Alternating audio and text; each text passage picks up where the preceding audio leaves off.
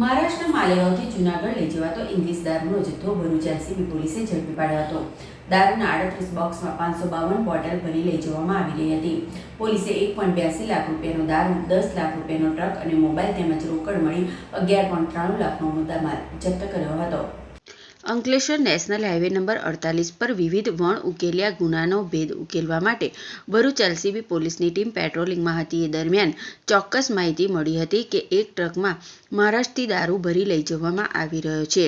જે માહિતીના આધારે ભરૂચ એલસીબી પોલીસે મુલત ટોલ પ્લાઝા પાસે વોચ ગોઠવી હતી। દરમિયાન માહિતી આધારિત ટ્રક નજરે પડતા પોલીસે કોર્ડન કરી ટ્રકને સાઈડ કરી ટ્રક ચાલક અને ક્લીનરની પૂછપરછ કરી ટ્રકની તલાશી લેતા અંદરથી ઇંગ્લિશ દારૂનો જથ્થો મળી આવ્યો હતો। પોલીસે ઇંગ્લિશ દારૂની નાની મોટી બોટલ અને બિયરનો જથ્થો મળી કુલ 38 બોક્સમાંથી 552 બોટલ દારૂનો જથ્થો ઝડપી પાડ્યો હતો।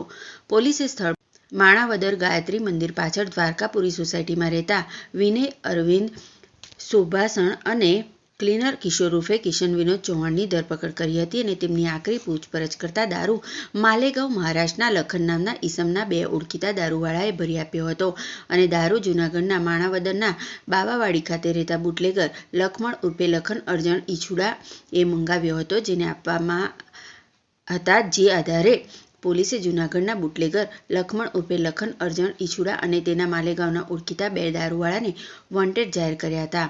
પોલીસે 1.82 લાખનો દારૂ, 10 લાખ રૂપિયાની ટ્રક, 8,000 રૂપિયાના 2 મોબાઈલ અને રોકડ રૂપિયા 2,650 મળી કુલ 11.93 લાખ ઉપરાંતનો મુદ્દામાલ જપ્ત કરી બી ડિવિઝન પોલીસ મથકે ફરિયાદ નોંધાવી વધુ તપાસ આરંભી હતી।